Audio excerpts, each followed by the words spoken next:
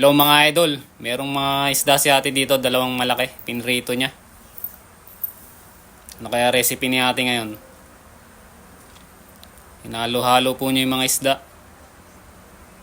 Hinango po niya, nilagay niya sa bilao.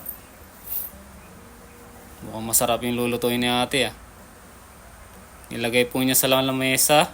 Naghiwa po siya ng pinya. Naghiwa po siya ng higanting kamatis, bell pepper, onions. Pinaghalo-halo po niya, saka niya hinugasan. Naggisa po siya ng bawang saka string onions. Nilagay po niya yung mga hiniwa niya kanina. Nilagyan niya ng pampalasa. Hinalo-halo po niya, nilagay niya sa isda. Sarap naman yan ate. Kinuha po ni ate ulo, nilantakan na.